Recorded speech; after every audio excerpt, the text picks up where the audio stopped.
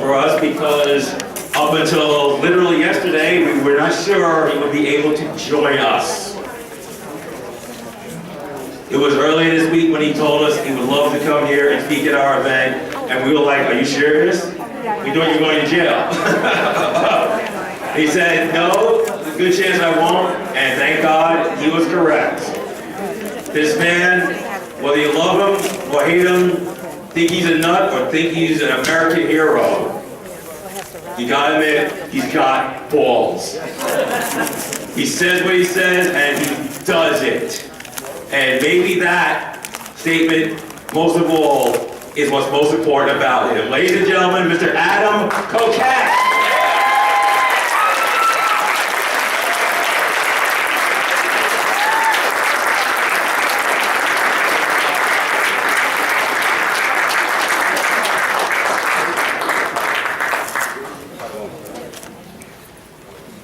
Hello, Long Island. It's great to be here. Oh, geez, what's the alternative tonight? I do look good in orange, though, I gotta say. And jail really isn't that bad, you know? Free food, free healthcare, no guns, no drugs. No. Plenty of sex. Everybody's equal. It's a statist paradise. And really, it wasn't a problem for me going to jail.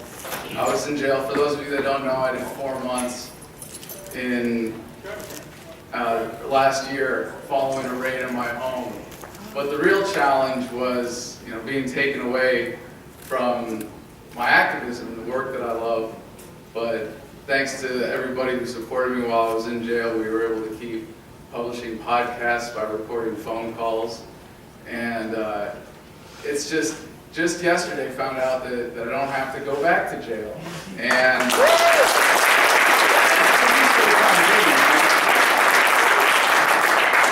well, about what you can get in jail, I don't want to say anything that could incriminate anyone, least of all myself at this point. But I would like to point out that for all the insanity of the drug war, if you happen to find yourself in jail in DC with $5 worth of stamps,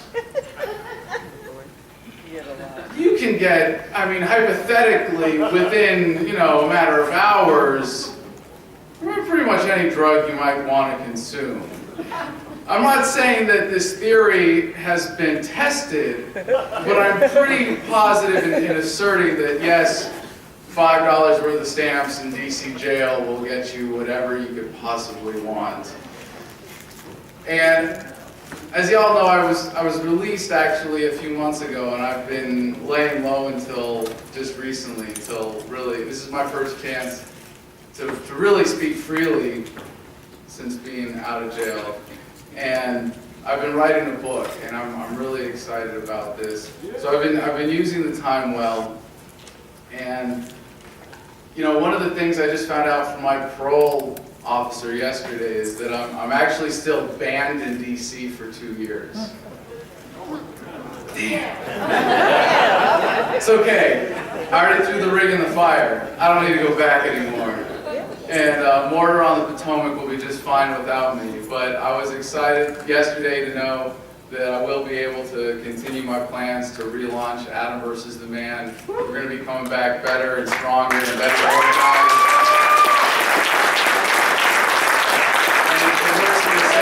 But my production really only was about half of what it should have been for poor organization and inconsistent production values. We're going to be addressing all that. And I know y'all enjoy the cold statist paradise you have up here in New York, but we're going to be relocating to Los Angeles. I hear there are some statists out there, so we should be having fun with it. And I think the government's about to fall off into the ocean, so I'm not too concerned about that. But my government-induced, taxpayer-funded spiritual retreat was really an enlightening experience. And for all of you who helped pay for it, thank you very much. But, you know, plenty of time to work out and to meditate. And I really did learn a lot. And when you see the justice system from the inside, you know, you feel a different kind of pain of statism. And I think there are a lot of people who are made victims of government. And as a bully, government is very good at making people feel like they're guilty. And I think one of the most powerful things that our movement has to offer in terms of people who are coming out and are sharing these stories and what we see now just made possible by the way we're connected on the internet is to know that we're not alone as victims of the state, as bullies. I mean, how many people here have been to jail? And how many people would raise your hand to that question in any other room? Okay, thank you, Anthony would, yeah. Proudly. But it's a really incredible tipping point that we're coming to as people realize that we're not alone in this, that we're all victims of the state. And when we get to that critical mass of people who go, wow, we're done being the victimizers here. And everybody in this room, I'm sure, is familiar with the phrase, life, liberty, and the pursuit of happiness. Am I right? Yeah. Everybody knows the source of that. And the most important thing I learned when I was in jail was that that's kind of backwards. We think of that as progression, right? Life, liberty, pursuit of happiness, right? If you're not breathing, it's kind of hard to, you know, enjoy your liberty, obviously. So maybe that part's in the right order. But liberty and the pursuit of happiness, does being free make you happy? Is happiness something that you can go and chase down and beat over the head with a club and drag back to your cave to enjoy forever and ever? No. It's backwards. And I think a lot of people in this movement would benefit from a couple months in solitary confinement to have such a similar epiphany. Because that's really what it was for me. And this is a really important, although, you know, minor part of the book that I just wrote, is that happiness causes liberty. Think about that for a second. Now go get arrested and come back in a few months and tell me what you learned. But if you really think about it, happiness is a choice. Your state of mind is a choice. What keeps us from being unhappy is not external impositions of tyranny or the lack thereof that allows you to flourish economically or in whatever other way you want to describe it. But it is the emotional slavery that we choose for ourselves at a much deeper level that truly determines whether or not we are going to be happy. Because it's a choice. That's all it is. And you want to say, well, Adam, it's not that easy. No, that's the best part. It really is. It really is. That's all it comes down to. And when you realize that and you embrace it, you might also realize that it's not automatic. You do have to make a conscious choice. But your state of mind is always your choice. You will never control what the world throws at you. And should we even live to see the day of a stateless, voluntary, absolutely free society, it doesn't free you from the emotional slavery of all the past misdeeds of human experience, or your own upbringing, or everything that's been imposed on you, or everybody who'd like to scare you in order to manipulate you. And this is a big part of what government is based on, right? To intimidate you into submission. And we welcome it. Not we, obviously, but, you know, present company excluded, I would hope. But as a society, and we know this in the sense that government is a product of the paradigm, right? De Tocqueville got it right. In a democracy, people will get the government they deserve. But that's really true about any form of government. And we impose this on ourselves. We allow ourselves to be beat down, to be frightened, and to being intimidated. I mean, even as libertarians or whatever you want to describe yourself as, how many people in our movement do you see going, well, I figured out how evil the government is and now I'm angry and miserable. And I'm going to be until there's no government or until we fix this thing. Well, I'm sorry, but if that's what the truth does for you, you're doing it wrong.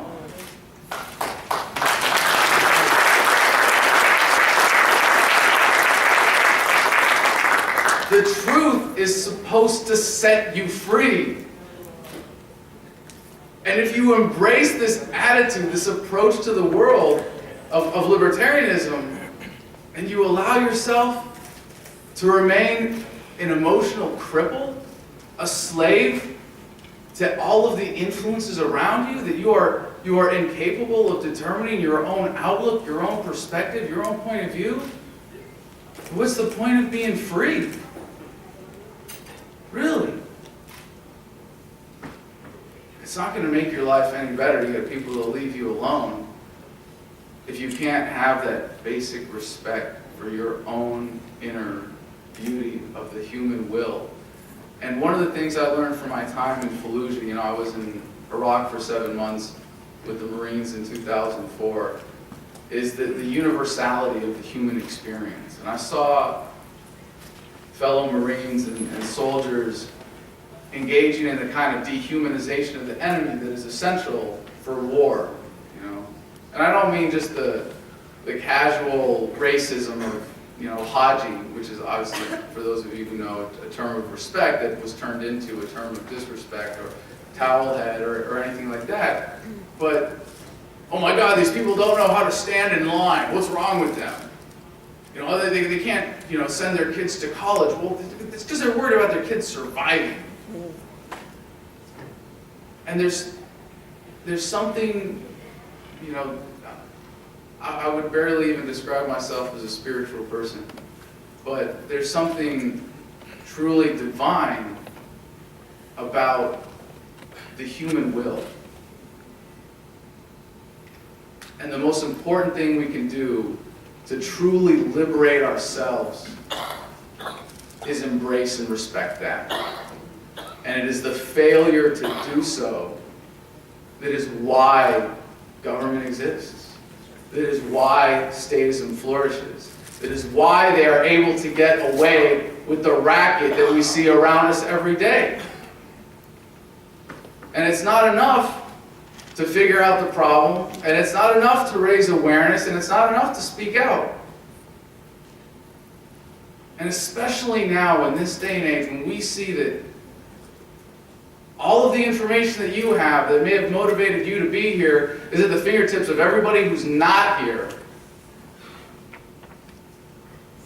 What we really have to do, if we want people to join us and to be a part of this, is to show people how embracing whatever this philosophy is to you makes your life better.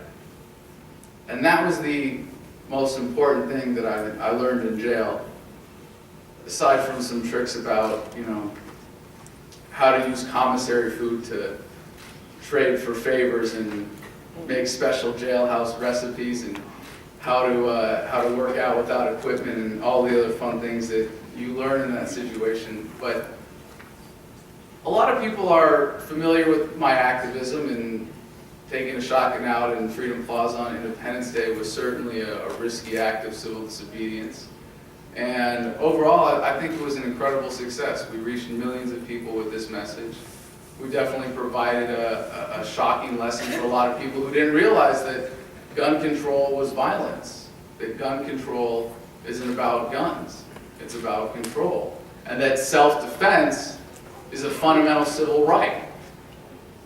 And I think we were able to reach a lot of people because they're ready for this. They want to hear this. But what really motivates me is a passion for justice. And freedom is a very simple concept. And a lot of people who say, well, we want freedom, we want more freedom, we never stop to really define it. And getting to the understanding of the terms that we're talking about is so essential. We throw things around, especially in politics, where propaganda redefines things all the time for us without us getting any say in it. And I'm sure you all know, as activists, you go and talk to people on the street and you throw words around, and it's like you're speaking a different language, because you are. And oftentimes when they're dealing with the status quo, where they're coming from a mainstream perspective, it's really hard to understand, but freedom is a very, very simple concept. It's very, very simple. You own yourself as a free, beautiful, independent human being. And therefore it is morally wrong to ever initiate force, fraud, or coercion against a fellow human being. This is an absolute moral principle that is ingrained in our nature as human beings. And there's no compromise. And if you believe that there is a concept of justice based on that principle of freedom, then when you come out and argue for liberty, if you come out with compromise and you say, well, we're going to accept a little bit of government here or there, we're going to accept that there is going to be some ruling authority that is going to use coercion over us. We're going to accept some form of, I guess the popular term is minarchism, right? You're still advocating for injustice. And if you're driven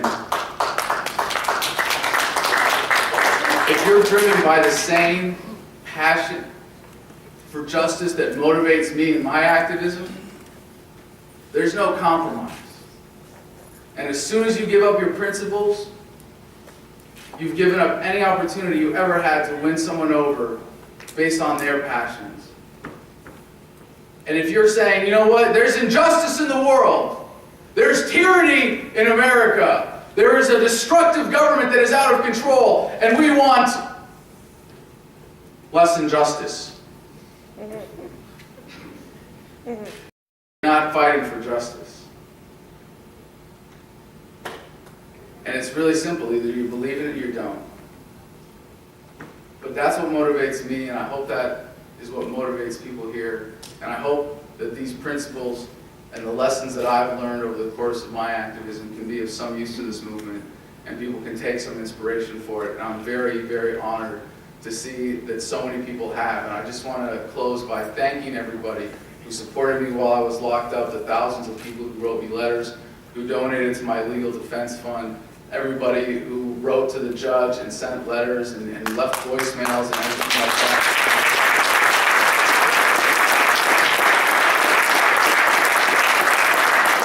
You make what I do possible. And for everybody who else make what I do possible, I am eternally grateful. And I standing here today when I could be, back in an orange suit is still quite a shock. It's still sinking in. Just yesterday to find out for sure. And I just want to share one little quote from the pre-sentencing report. Did anybody see that? I posted that online the other day. Yeah. All right. There's a bureaucrat somewhere in the bowels of the system who writes these reports about people who go before the judge for sentencing. And oh my gosh, it was so fun reading mine. It was like, oh, so this is what they really think. He callously goes around engaging in political demonstrations without giving it a second thought. Yeah, damn right.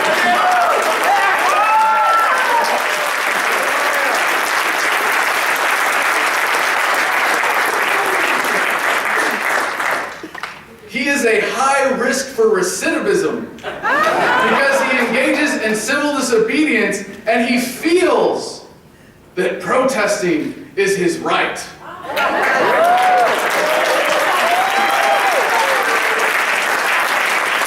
Well, it's true to an extent, but I know that protesting is my right, and I do what I do because I know it is everyone's right. Thank you very much.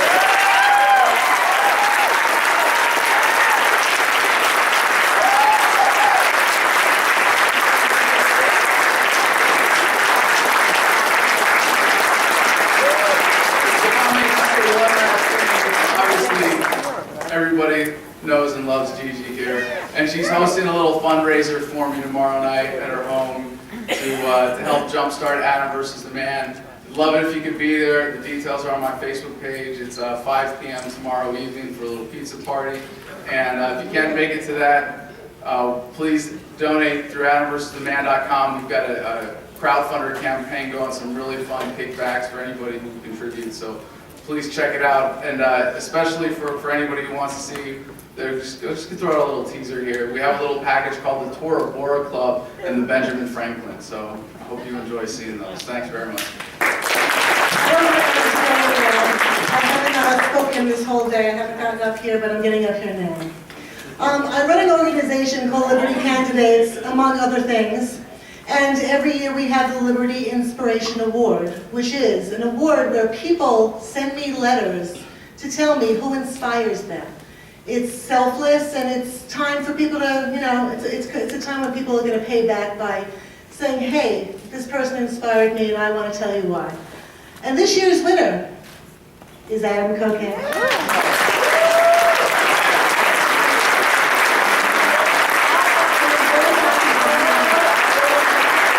Y'all are crazy. I voted for Ed Snowden. I got free stickers in the back if anybody wants them. I just want to name the other people that won, because I said I would give the, I'm so out of it, oh my God, I'm just out of it. I said I would give the winners tonight, so I'm doing it. Second place was Tony Stiles. You have a little trophy here, Tony. Tony runs a radio station. He comes from the Midwest, and he inspires people all over in a place where, few people get to know about Liberty and have a thing like this happen. And hopefully maybe one day Tony Stiles will have like Midwest Liberty Fest or something like that. That would be nice. But Tony won second place. The first place winner was me.